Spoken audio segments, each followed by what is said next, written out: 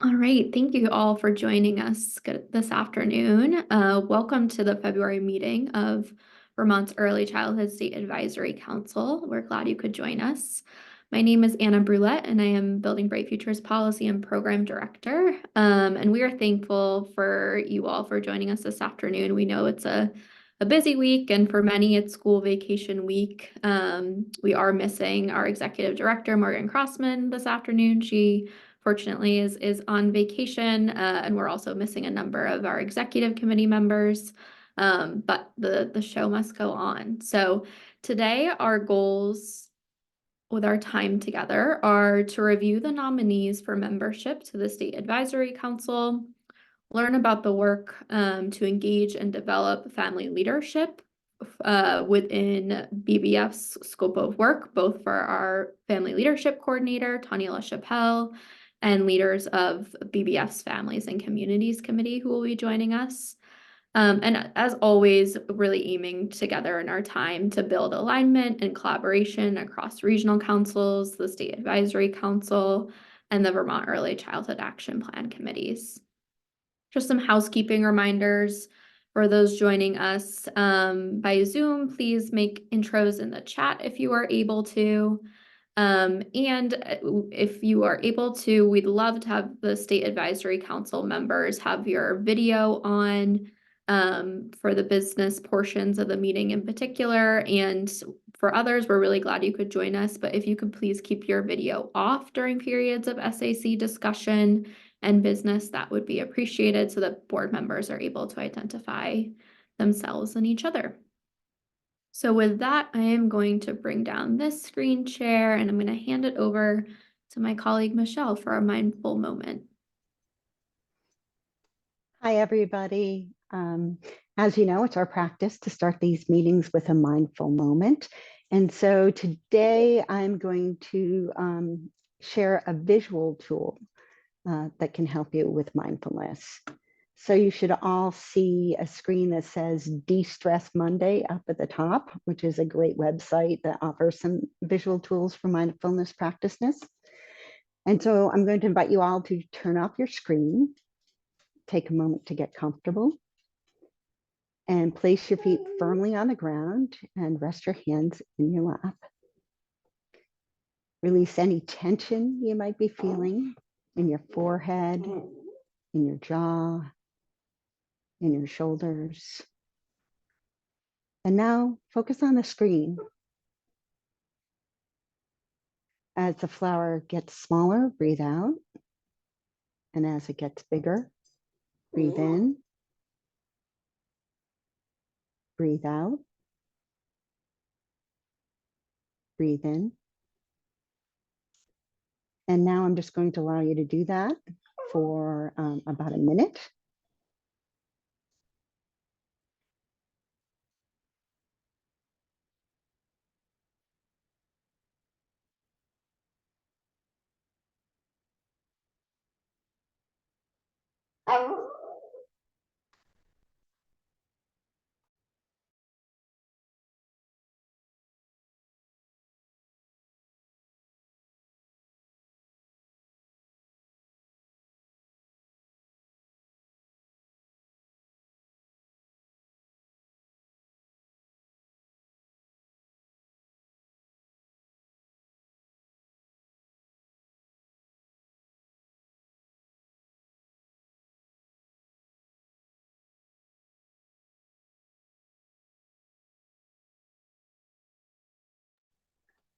Now slowly bring your attention back to the room.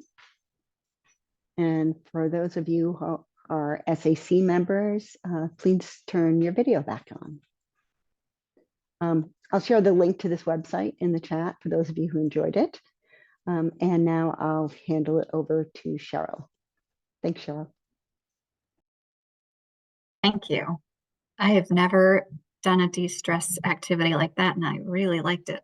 A little mesmerizing. So I'm going to do roll call for our SAC members. I've seen some of you doing a quick scan. So starting with public partners, Meg, I see you. Hi, good afternoon. Thanks, Meg. From the Agency of Education, also Janet. Hi, Janet McLaughlin, Deputy Commissioner, Department for Children and Families, Child Development Division. Great. I do not see Jessica Vintner. I don't think she can be here. She's the Agency of Commerce and Community Development. Susanna, I see you. I am actually here, There but you Carol, I'm sorry. Sorry. Go ahead, Jessica. Probably just like the last on the screen, but hi, everyone. Jess Ventnor, Legislative Director at the Agency of Commerce. Sorry.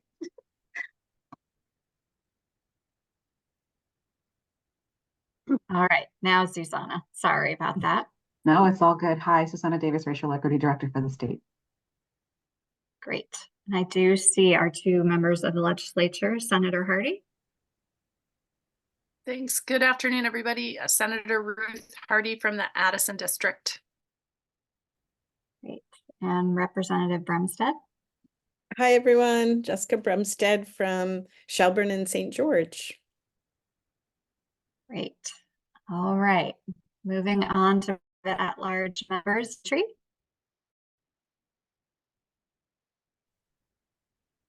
Was that me? My sound broke up. Dimitri Garter, I'm the Yeah. business rep on the State Advisory Council. Hi, everyone. Okay, you got it. Eddie. Hi, Eddie Gale with the Eddie Henderson Foundation. Great. Carol, looking, there you are. I'm here. Yep. Carol Lang-Godden, Vermont Parent Child Center Network. Thank you. Sharon Harrington. Right. Alexis Duquette.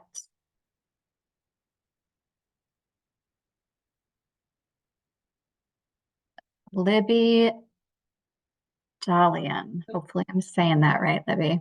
That was actually perfect. That never happens. I'm Libby Dalian. I'm a parent representative and I live in Winooski.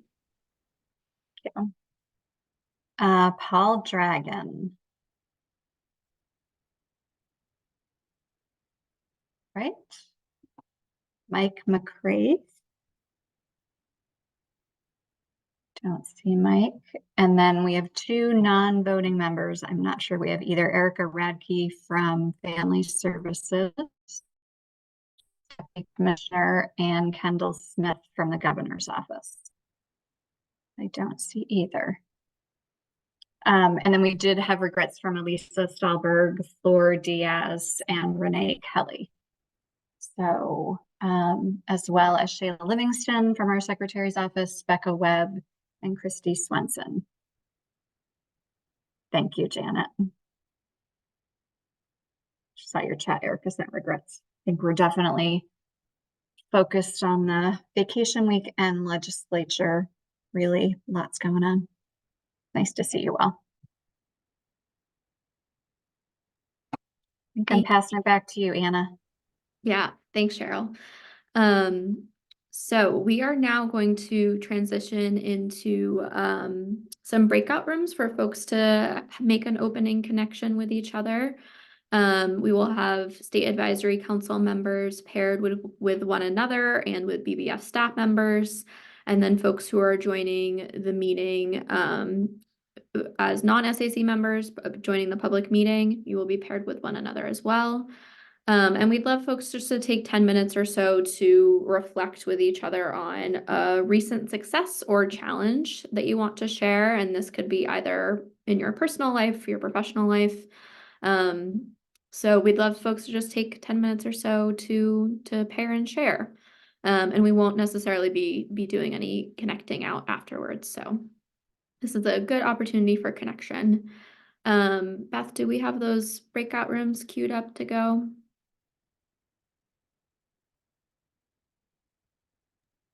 I am just going to open those up. So yes, hang on.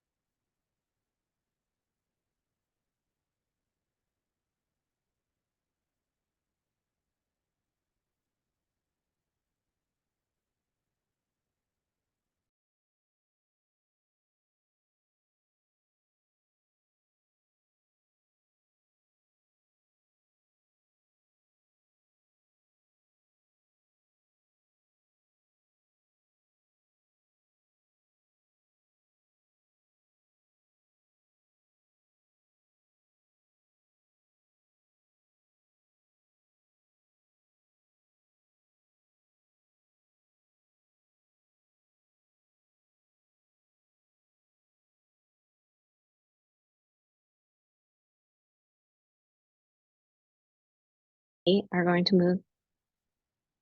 Thank you for remembering to restart the recording. Awesome. Welcome back. We are going to do a little bit of council business, and I'm going to talk a little bit about nominations and membership. So Cheryl's going to move us through the vote. All right. So I'm going to read this because I always mess up the vote. I'm not sure what that's about. So we're looking at January meeting minutes and looking for a motion to accept those meeting minutes, please. Dan McLaughlin. Is there a second? Oh, Dimitri, second. Lovely. All in favor? Like raise real hands or electronic hands. Anyone opposed? Anyone abstaining? Meg, is it Porcella or Porcella? We say Porcella, but it would be Porcella. But you know, we Americanized the Italian back several. I'll just abstain because I wasn't here. Thank you. Sounds And good. Ruth, I also saw your hand. Thanks, Cheryl. All right. Minutes have passed. Thank you. Thank you. Awesome. All right. So we are so grateful for the time and energy committed by SAC members to serve. This is a 23 member. We have 23 voting members and 3 non-voting members. We try our best for membership to kind of go across sectors of accomplished professionals and family representatives who are committed to improving child and family well-being. So today we are bringing forward several nominees for SAC membership as we prepare for a few membership transitions ending the end of March. And so on the screen is our current membership, and we've noted in pink those members who are either who are essentially ending their term, or we have a few vacancies. So it has been our practice that we bring nominations to the SAC in February, and then we actually call for a vote in March. So today I am simply introducing the nominees to you. We will not actually be calling for a vote until March. And then the new terms for folks will go from April 1st to February 28th. This is a slight change. They had been ending end of March, so they'll end in February, moving forward to align with other governor appointment schedules. Members can serve up to 2 3-year terms. So this is who we are introducing to you today, and many are with us today. So we have 2 vacant seats and 4 seats that are transitioning or up for renomination. And I will start with, I'm just going to introduce or give a reintroduction for folks. You're welcome to wave. I'm not calling on people to say anything, not needing to embarrass anyone, but certainly thrilled that you're here. So we have Becca Webb, who represents Regional Act 160, who is a Regional 166 coordinator, and Eddie Gale from the A.D. Henderson Foundation. They have both agreed to serve a 2nd term ending in 2027. Eddie and Becca, thank you so much. Becca is actually off today. And then we have 4 new nominations. I'll tell you a little bit about each person. However, full bios are in the agenda that was sent out on the 2nd page. So Danielle Lindley Mitchell has spent her career supporting child and family mental health as a clinician, program administrator, and director. She recently started a new role as the children's director at Washington County Mental Health Services, which is one of the state's designated mental health agencies, following many years working at the Northwestern Counseling and Support Services at another DA up in Franklin Grand Isle. We are thrilled to have Danielle and bring her name forward.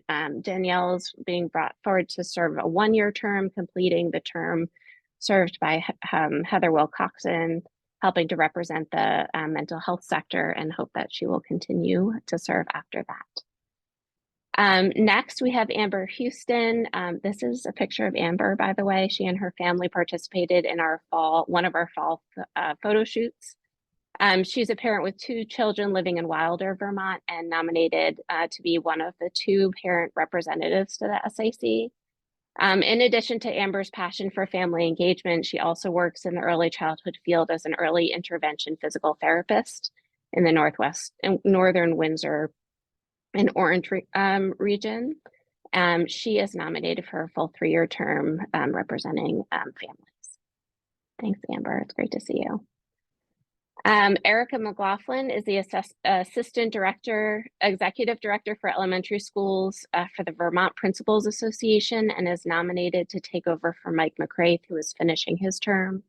Erica brings a ton of experience with the education system as a former school principal and a school board member. Erica is nominated to a 3-year term as well, filling the seat that we have set aside for the VPA. Thanks for joining us, Erica. And then last we have Dr. Deborah Hartswick. She recently retired after an amazing 30-year career in private practice at Pediatric Medicine in South Burlington. She's a fellow of the American Academy of Pediatrics and a member of the Vermont State Medical Society. Dr. Hartswick is nominated to a 3-year term, helping to represent the physical health and primary care sector, serving children and families. So great to have Dr. Hartswick with us. So those are our 4 new folks.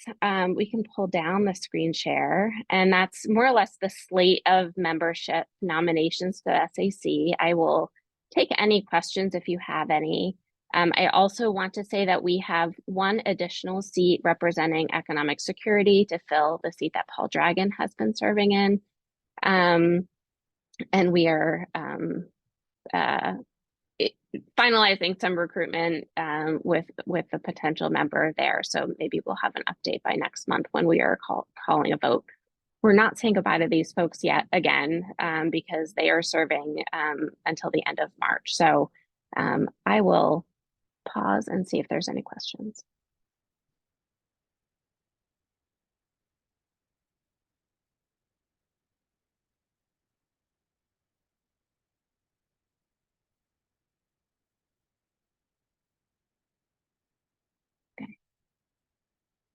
Awesome. One more thing, as we think about nominations and we'll bring for a vote next month, is that we have some transitions on our executive committee. BBF, the State Advisory Council, and BBF as an organization is somewhat of an unusual beast. That the State Advisory Council has kind of much more of a political role and a change agent than anything else. And we use our executive committee as kind of the nonprofit board and doing our nonprofit and management business. That executive committee is 5 members. Renee Kelly is just finishing her 2nd term on the executive committee and will remain as in ex officio since she is the grant manager at CDD for BBF's legislative allocation grant. Janet McLaughlin has agreed to step into that seat on the executive committee. And the rest of the executive committee includes Elisa Stahlberg, Flor Diaz-Smith, Becca Webb, and Christy Swenson. Christy was just voted in last time. So that is it for nominations and membership info. Thank you. I am going to hand this over to Sarah for the next piece of our agenda.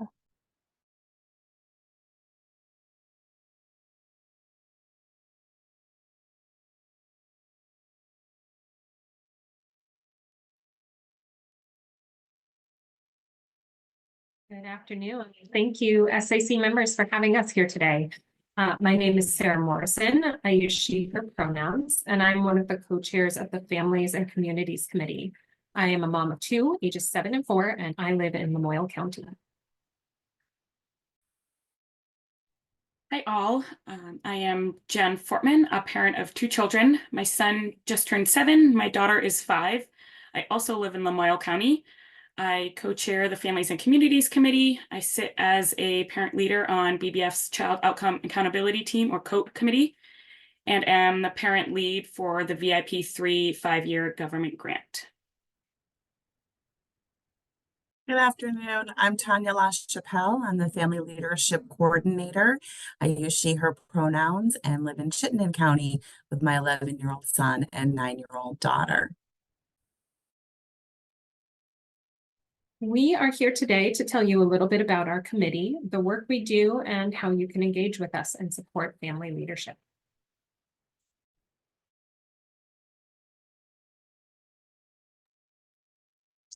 The Families and Communities Committee is a very special and unique group. This committee has come such a long way from where it began in 2018, when one parent was recommended as an ad hoc community representative here on the State Advisory Council. During that same year, they were asked to stand up the Families and Communities Committee along with others, or the FCC, where there was only one parent who sat as a member. At this point, the parent community representative was working as a volunteer alongside folks across the Early Childhood Network, maybe even some of you at this meeting today, developing an image and outline for what the committee might look like and the role it could play in relation to BBF's advisory role across the state. The main goals were to recruit more parents to join the committee and to develop a budget to pay and compensate them for their time and expertise. The parents shared with me that they remember feeling defeated during the first year participating in this work, but that changed once the committee had a charge. They were able to find their voice to validate the importance of integrating families into the decision-making process. In 2019, the parent leader, along with others, started working on drawing up the Family Engagement Assessment Survey and recruiting families to distribute the survey. Myself, along with Sarah and other parents who are currently still members of the FCC, were amongst the parents who were recruited at the end of 2019. We attended an in-person training session right before the pandemic hit and shut everything down early in 2020.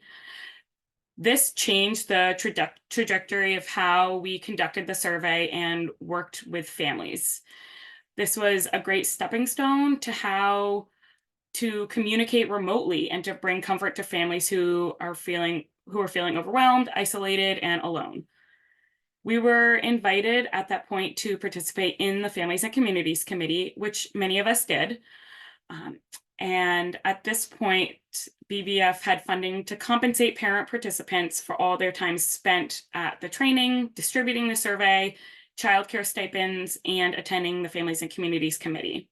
And we have been able to hold to that, ensuring parents are valued for their time and experiences shared. This put the committee on the map within BBF's network, so to speak. During that first committee meeting I attended in early 2020, the FCC leaders announced that they were looking for a parent to co-chair the committee. The second meeting I attended, I was co-chairing alongside a state employee sitting in the public co-chair position. A couple years later, when that person needed to step back from the committee, we shifted this once again, and that's when we opened the position for a second parent to co-chair the committee, and Sarah stepped up into this role. The committee is now data informed. It's aligned with BBF's mission and the VCAP, the Vermont Early Childhood Action Plan goals. It is co-chaired by 2 family leaders and supported by the Family Leadership Coordinator, who is a full-time BBF employee. The monthly meetings are attended regularly by parent and caregiver members, and our membership consists of over 51% parent leaders. We are very proud of the growth of this committee and the potential it still has. Next slide, please. Some of our most recent major accomplishments are that 32 family leaders across the state of Vermont participated in BBF network engagement activities in 2023. So as I just mentioned, 2 family leaders, such as Sarah and myself, serve as co-chairs of the Families and Communities Committee. 2 family leaders serve here on the State Advisory Council. 2 family leaders serve on the State Pre-K Implementation Committee, one of which sits as a longtime member on our FCC committee. 1 family leader served as a parent lead for BBF grant implementation. 1 parent lead is serving on Vermont Early Childhood Fund Grant Review Committee.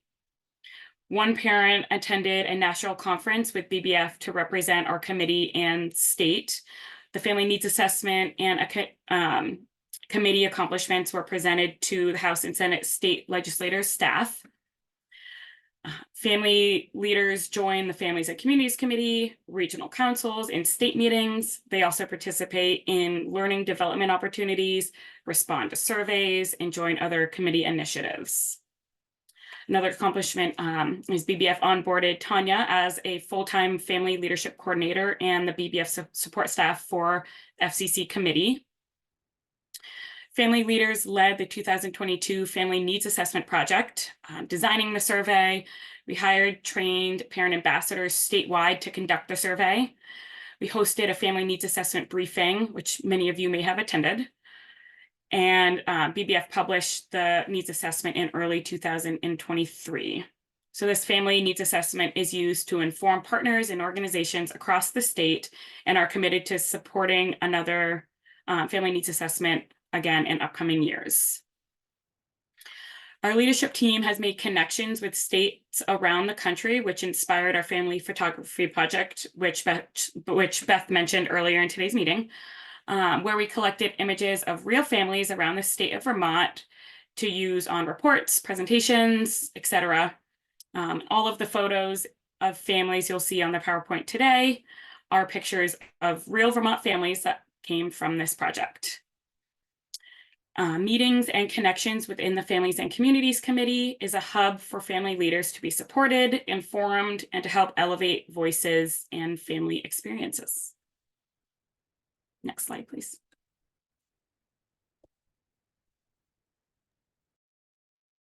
As Jen mentioned, and you see, our committee is charged under the VCAP goal number 2. Families and communities play a leading role in children's well-being. A priority within this goal is to advance policies and practices that reflect and support the diversity of Vermont families. Stakeholders at all levels of the system need to recognize families as partners whose voices are critical to the system's success. Building a system that listens to the needs of families, respects them as experts in their lived experience, and creates space at the table for their participation is core to our success. Over the course of the last few months, we have undergone a rewriting of our mission statement to better align it with the work and priorities of our committee today. The Families and Communities Committee empowers families to participate in designing collaborative early childhood systems that represent the diverse needs of all families in Vermont. We prioritize and elevate parent and caregiver voices while strengthening connections, providing leadership development opportunities, and offering mutual support by building a statewide community. Next slide, please. We value the wisdom and expertise of parents and caregivers, understanding that families are the experts when it comes to their children's needs. We compensate eligible participants for time spent with our committee during meetings and other activities. Our committee is a safe and inclusive space for all, where interruptions from children are respected and welcome. It is our hope that the Families and Communities Committee reflects the diversity and varied lived experience of Vermont families. Systems are made better when they engage with the families they serve. We encourage members to bring their own topics or experiences to the committee for discussion, leaving space every meeting for members to share. We try to set agenda topics that are relevant to upcoming family needs. For example, in January, we had a presentation about the changes to Vermont child and earned income tax credits. During our meetings, we take the time to read through documents being presented, slowing things down so we have time to think and reflect. We make sure that acronyms and lingo are clearly understood, using plain language and focusing on accessibility. We assume positive intentions and know that conversation is the way people think together. We encourage active participation while understanding that it is different to each person. We strive to make membership to our committee flexible to each person's capacity. We welcome participation at whatever level people are able to offer, whether that is actively attending our meetings or watching the recordings later. We keep connected with members primarily through email and Zoom. We offer 2 scheduled meeting times monthly, one with a focused agenda, often featuring presenters, and one is a time to connect on a peer-to-peer support level. We record our daytime meetings with agendas, but share them only with committee members to protect privacy. We also offer quarterly educational opportunities that focus on family engagement and leadership development. Next slide, please.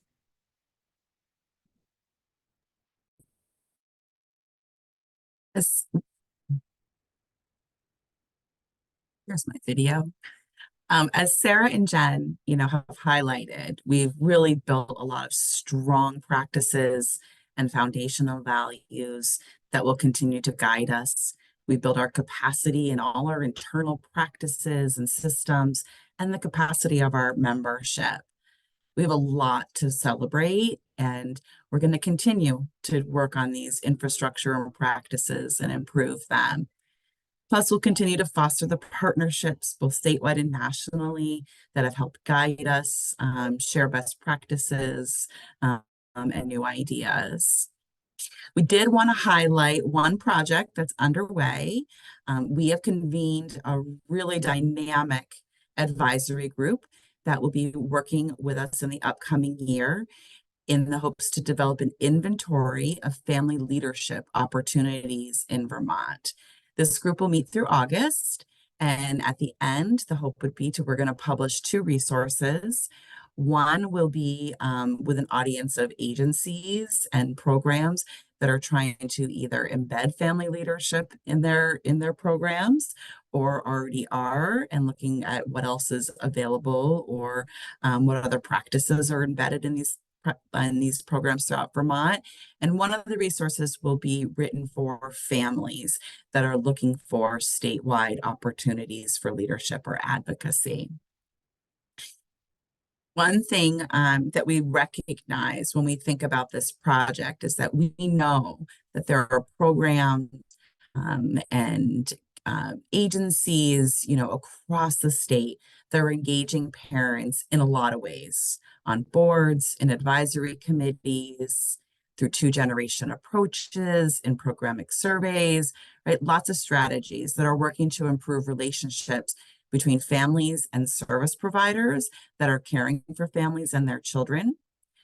For this project to complete it, and be able to create, useful, digestible resources, we've really narrowed the scope of this work so that it will only include the family leadership opportunities that allow families to influence system-level decisions about early childhood services and policies. We're very hopeful and excited. We think that we'll learn a lot. We hope that it's going to teach us not only about the many opportunities across Vermont, but about the intentional practices, values, and steps that agencies are adopting to set them up for success in supporting impactful family leadership in Vermont. We're going to pause there for just a moment.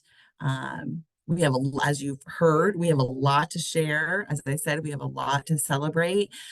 So wanted to pause for a moment and see if there were any questions or comments. Let's work.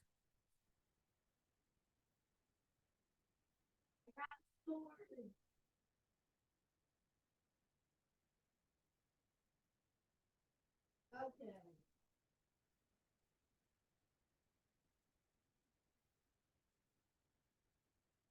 Yeah, we would love to hear from you, Nicole. I'm seeing your comment in the comment section. And to that, it's a great segue, to this next slide. We think everyone in the Building Bright Futures network can play a role in supporting family leadership. We welcome you to share your ideas, to email us, to connect with us. Send us the resources, the opportunities for family learning, conferences, advocacy opportunities. On the BBF website, there is a tab that's like the Get Involved tab. That's where you can find the Families and Communities Committee. You can find contact information for Jen, Sarah, and I, as well as, this bullet, the Join the FNCC Network form. That's the form for anyone interested in joining our committee, becoming a member. So we welcome you to use that. And we also encourage everyone to connect with us when there's a group or a council that's missing family voices. We can be a really good resource for that. So if, connect with us, if, you want to think about if the topic you're exploring is a good fit to bring to an up and coming Families and Communities Committee agenda, or if the topic you're exploring, we might be able to support specific family leaders with bringing their lived experiences to the next meeting that you're hosting that would advise on a topic. So we welcome you to join us and connect with us. And Anna, if you want to, next slide, here's our contact information that will be included in this deck, as well as you can find us on the website. And with that, we're going to hand it over to Anna, who's going to facilitate a discussion for us. Thanks, everyone. Thanks for having us. Thank you all. I'm so excited about and proud of the work you all just shared, and to the way that Jen kind of painted a picture for us on just how far this work has come within the BBF network in the past couple of years is really a testament to the co-chair's leadership and Tanya's leadership in the past 6+ months in her role. So thank you all. We would love to just make space for additional questions and reflections, and ask folks to really just think a bit about how this work is meaningful for you within your role, what family leadership or increasing access to family voice might look like within your work, and how we might be able to support you in that, and how we can together kind of continue this conversation about family leadership and what it looks like to create or instigate systems change. So I will pause there, and we'll see if there's any more questions or reflections on family leadership work.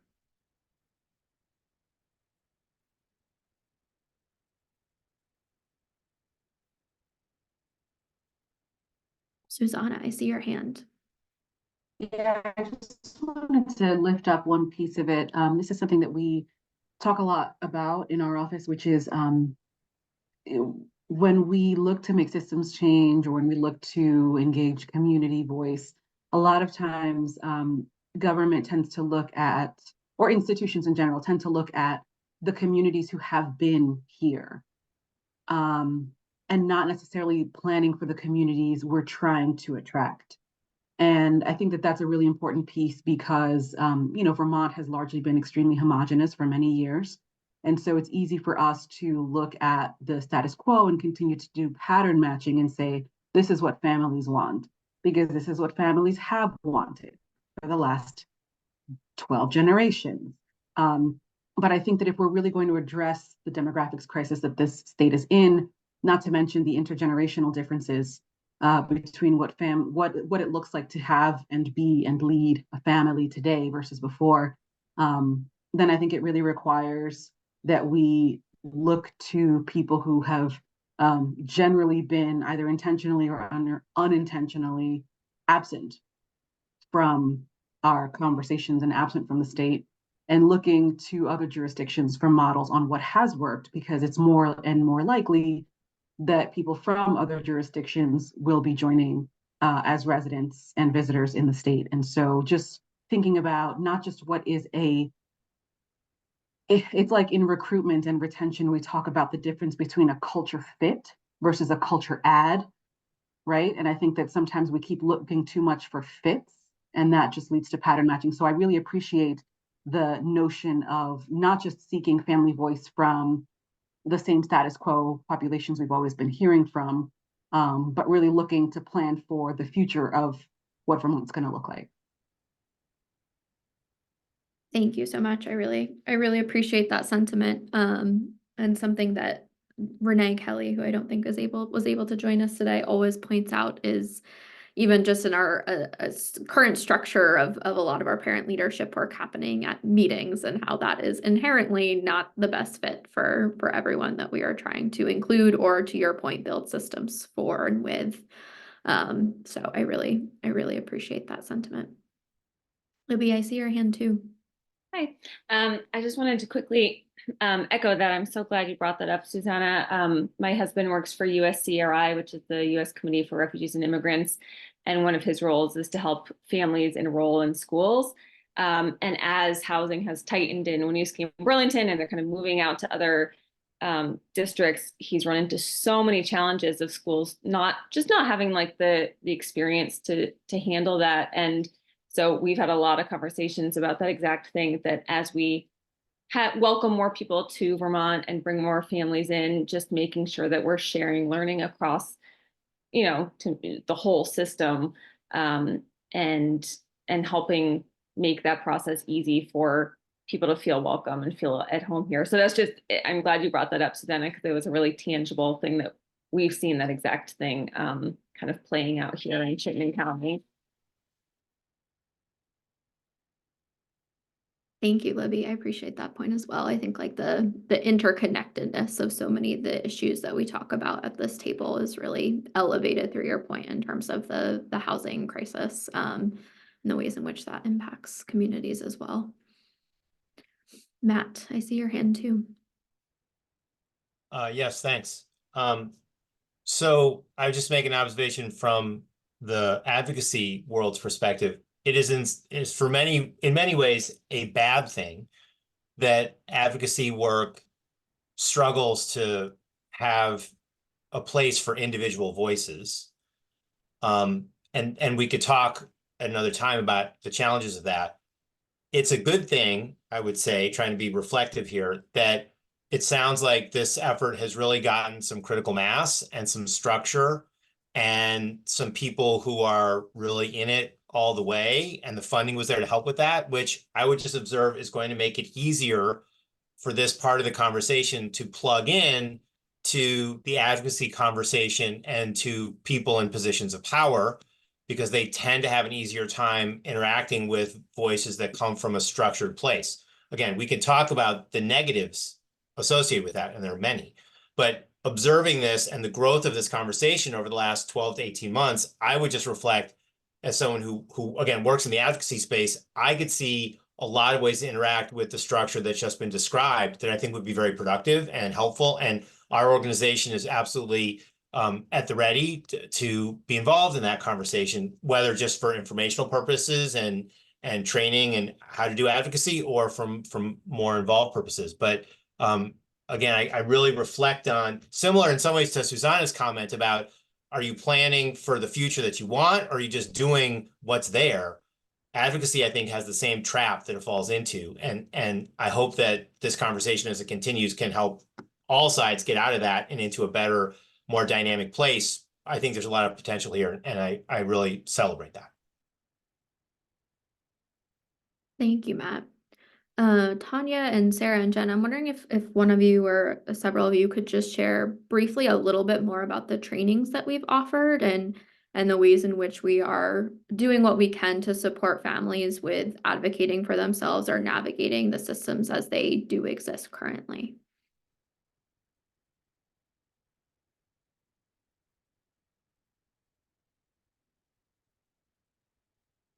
Sure. Yeah, I can hop in. So the trainings that we offer kind of began within our community space and in our committee space and within our scheduled monthly meetings. But we found that holding an additional space quarterly gives us an opportunity to bring in folks outside of our network, and gives an additional space for different learning opportunities. And we have offered a wide range of different training opportunities, advocacy, brain development training, and many others. And it's really a great space to not only recruit and bring voices and families in, but it really helps empower families to share their stories and to speak up and to feel confident in a space with not only other families, but providers, and coming and sitting at a table similar to this, which can be very intimidating and very challenging for a lot of families. Tanya or Sarah, I don't know if you want to add to that.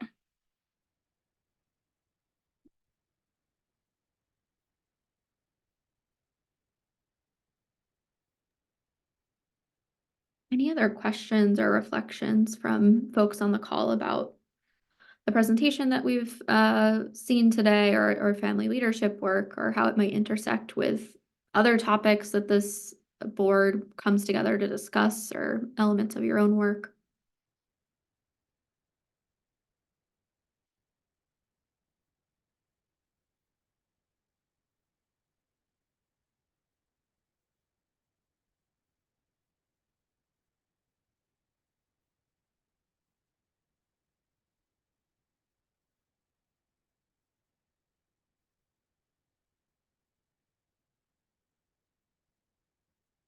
Okay, I'm not seeing any, but we'll share, make sure everyone has Tanya and Sarah and Jen's contact information after today's meeting. And as I will just echo Tanya's last sentiment, which is that we really aim to have the Families and Communities Committee be a welcoming space where folks who are leading, new policy interventions, new programs, new scopes of work can come to that space with questions for families to advise on, and we're happy to kind of develop meaningful ways for those agendas to play out with your teams.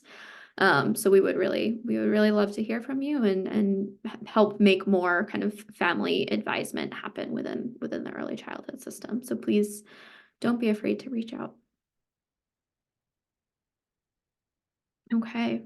And this, we are giving, we're not sure how much we communicated about this, but we are giving folks 30 minutes back today. We're having a shorter meeting this holiday week. So that wraps up today's meeting. Thank you all again so much for joining us and for your time. We will see you next month.